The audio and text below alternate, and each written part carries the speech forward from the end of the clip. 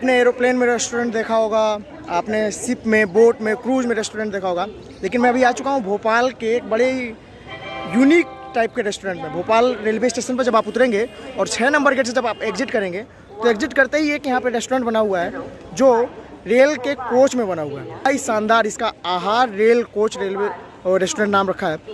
तो मैं अपने घुमक्कड़ साथियों के साथ, ट्रैवलर्स ग्रुप ऑफ इंडिया के लोगों के साथ आया हूँ। देखते हैं कि इस रेलवे कोच रेस्टोरेंट में क्या क्या इनके पास खाने पीने की व्यवस्था है। ये पूरा प्रॉपर एक जो रेलवे का बोगी होती है उस बोगी में इस रेस्टोरेंट को बनाया है और नाम है आहार रेस्टोरेंट। यहाँ पे बर्थडे सेलिब्रेट करते हैं लोग। इसका नाम है ICF चेन्नई। बड़ा खूबसूरत, पीछे आप देख सकते हैं भोपाल रेलवे स्टेशन। चलिए अंदर जाते हैं इस रेस्टोरेंट में और देखते हैं इसकी खूबसूरती को। वाओ,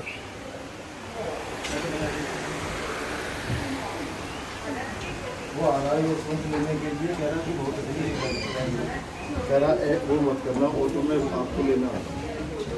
क्या बोलते हैं सिद्धू सर, कहाँ आए हम लोग? ये एक रेलवे कोच का बना हुआ रेस्टोरेंट है। अच्छा, जो भोपाल स्टेशन के एकदम बाहर है। अच्छा, प्राइवेटली मैनेज है। हाँ, और बड़ा अच्छा इंटीरियर है इसका। तो आप तो बोल रहे थे एसी चलेगा, गर्मी भी नहीं है। मुझे तो बड़ी गर्मी लग रही है इसमें। एसी बंद कर रखा है, लगा तो रखा है इन्होंने। अच्छा, तो आपको इसके बारे में पता कैसे चला?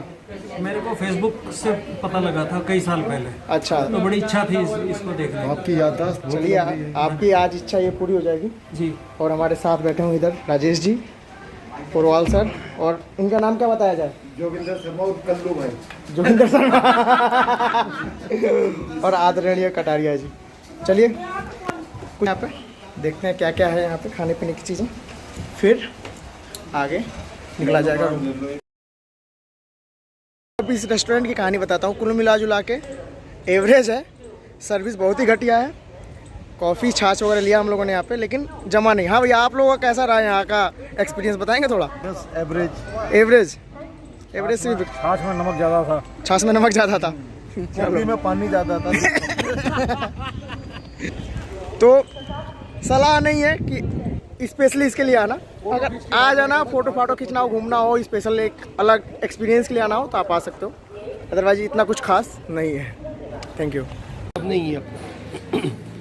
3 सीढ़ी का तालाब है। पहली सीढ़ी से पानी आता है, दूसरी सीढ़ी पे जाता है, तीसरी सीढ़ी पे जाता है। 3 स्टेप के तालाब है। ये अपन फिर कभी शादी से हट के मैं फिर एक प्रोग्राम रखूँगा, आप सबको बुलाऊँगा। मेरी तो इच्छा है कि एक घुमक्कड़ मेला लगाऊँ 2 दिन का, 1-2 हज़ार लोग आए। देखिए रुकने की व्यवस्था जो है, जहाँ पे कल प्रोग्राम हुआ था, ये जो गुजराती का जिससे मैं हूँ उसी का है। ये सब व्यवस्था वहाँ 4,000 5,000। देखिए होता क्या है, आपको तो मैं पहले बता चुका हूँ। याद कीजिए आप समय जब अपन जी भोपाल में घुमक्कड़ों का हेरिटेज वॉक चालू है रूपक जैन जी के वहाँ। फिर अभी हम खड़े हैं इस समय चौक बाज़ार पे, और पीछे आप हमारे देख सकते हैं यहाँ का जामा मस्जिद। तो हर जगह के जैसे यहाँ भी वही देखने में कोई हिंदू मंदिर रहा होगा, उसको मस्जिद बना दिया। क्या होगा इतिहास, ये तो बाद में पढ़ेंगे इसके बारे में हम। फिलहाल हेरिटेज वॉक में ये पुरानी चीज़ें, पुरानी धरोहरें हम भोपाल का आज पूरा दिन घूमेंगे। तो चलिए इस मस्जिद का एक राउंड मारते हैं, उसके बाद से फिर चलते हैं, चाय नाश्ता करेंगे और फिर अगले डेस्टिनेशन पे निकलेंगे हम लोग। तो अभी घुमक्कड़ों की टोली आ चुकी है जय माँ भवानी दरबार कर्फ्यू वाली का। तो कर्फ्यू वाले के दरबार में अभी हम आ चुके हैं और बताया जाता है कि जब ये मंदिर बन रहा था तो पूरे भोपाल में कर्फ्यू लगा दिया गया था। कुछ ऐसी मान्यता है यहाँ पे, और पूरा भोपाल बंद था, कर्फ्यू लगा हुआ था। तो ये सारे प्रेम से बोलो, सारे बोलो, पीछे वाले, आगे वाले, अरे जोर से बोलो, और जोर से, मैं नहीं सुने यार, प्रेम से बोलो, नमो पार्वती पते, हर हर महादेव।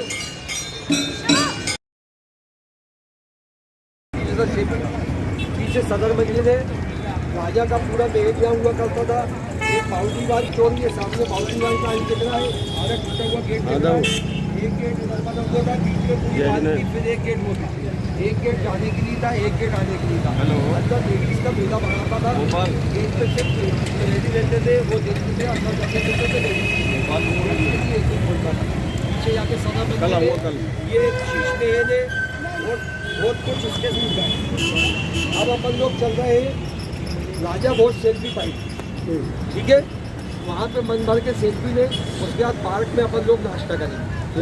आप सबकी जय हो, आप सबका धन्यवाद। टहलते हुए सभी लोग हम लोग आ चुके हैं भोपाल की आन बान शान बड़ा तालाब। चलिए मैं दिखाता हूँ इसकी खूबसूरती, बड़ा तालाब कैसे दिखता है।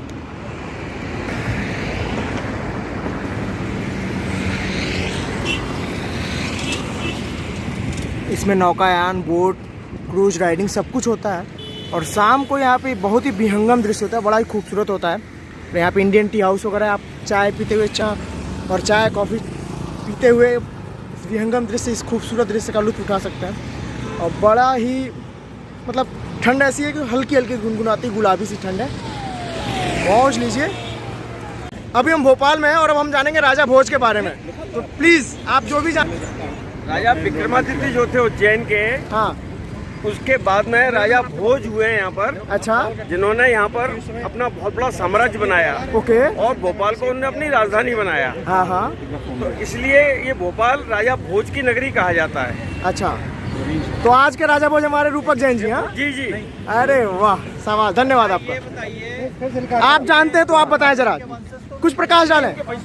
तिवारी जी, हाँ, राजा भोज 11वीं शताब्दी के प्रभावशाली शासक थे। अच्छा, और असल में ये केवल शासक ही नहीं थे, बड़े विद्वान व्यक्ति थे। इनकी कई नाटक, कई साहित्यिक पुस्तकें आपको लाइब्रेरी में संरक्षित मिल जाएगी। ये सरस्वती के भरत पुत्र थे और इन्होंने भोजशाला, धार जिले में एक जगह है, वहाँ सरस्वती जी की विशाल मंदिर बनवा रखा है, जो कि अतिक्रमणकारियों ने, भाई वाले चारा की तरह चर लिया है और उसमें विवाद चल रहा है। आज भी उसमें बसंत पंचमी के दिन सरस्वती पूजन की एक दिन का छुट्टी मिलती है। उस सब की व्यवस्था कर दी जाएगी। बोलिए जय श्री राम। जय श्री राम। मैंने सुना है वहाँ नमाज भी पढ़ी जाती है, रोज पढ़ी जाती। केवल बसंत पंचमी को हिंदुओं को अनुमति है वहाँ सरस्वती की पूजा करने के लिए।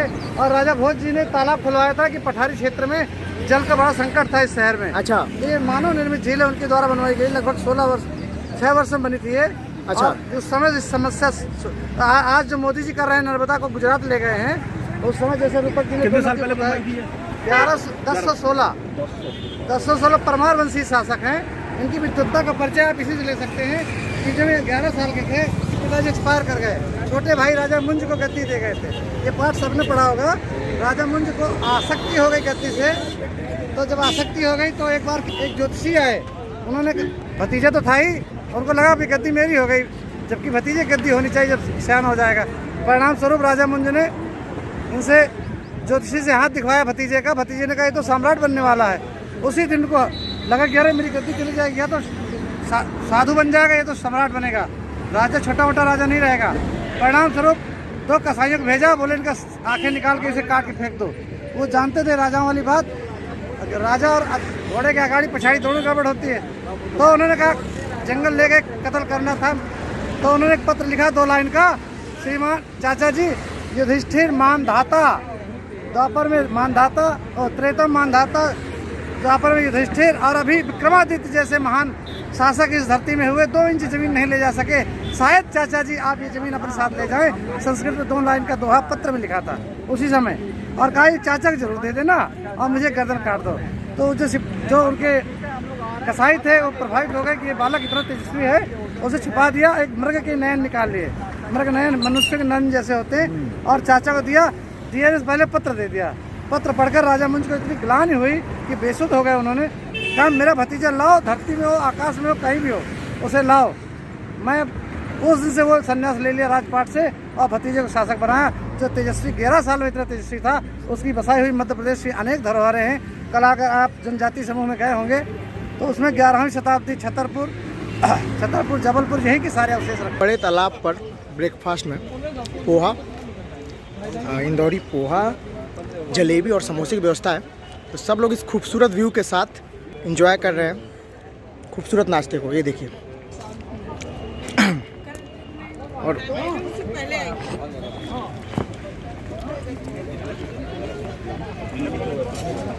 कल रात को 1 कटोरी दाल चावल, परसों भी रात को। मैनेजमेंट संभालते हुए हमारे मुकेश जैन जी। मुकेश जी अब 5 ग्राम में अब 500 ग्राम हमको बनियों के संग रहता हूँ। जी कैसा लगा? आइए आइए, शाबाश। अवर्णीय, बहुत अच्छा। अरे वाह, अवर्णनीय अवर्णनीय। सबसे अच्छा फोटोग्राफर लगा ये। अरे वाह, खत्म हो जाएगी। कैसा लगा आप लोग को यहाँ घूम के? बहुत ही मस्त। साफिर बाबा कैसा सर?